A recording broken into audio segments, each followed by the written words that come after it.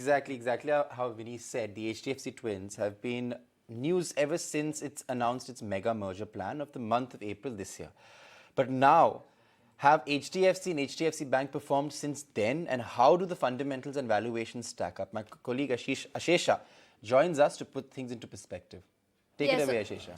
Yes, so first let's start off with how the stock has performed of late, and then we will move on to fundamentals and valuations.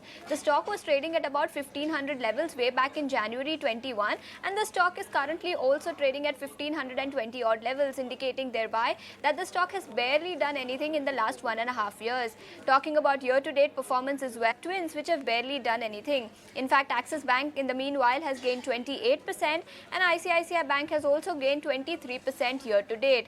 Let's now understand how fundamentals stack up. On a year-to-date basis, on a year-on-year basis, advances for the quarter gone by grew at about 23.5% for HDFC Bank, while deposits grew at about 19% as compared to industry average of 13.4%, which means that advances and deposits for the bank have grown much better as compared to its peers.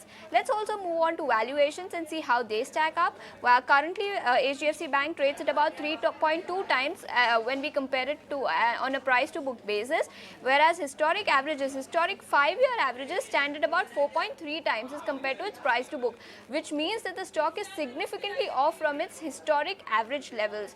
Let's also talk about the mega merger that the company announced in the month of April, where they say where the combined book of advances will stand at about 19 lakh crore rupees, and net interest income of the combined entity will stand at about 25,000 crores. Analysts do say that the book value and EPS will be accretive. I mean, the merger will be accretive as compared on a book value basis. Regulatory convergence and market developments over time have improved the risk-reward equation for the combined entity.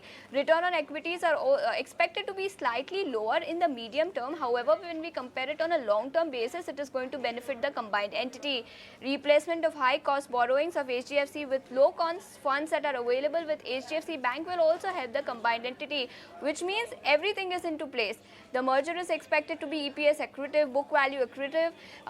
We are expecting advances and deposits growth to be better going forward. Even in the quarter gone by, it was much better as compared to its peers. But despite all this, the stock is off significantly when we compare it to its historic averages, and the stock has underperformed its peers as well. For that, Ashesha, we will continue this discussion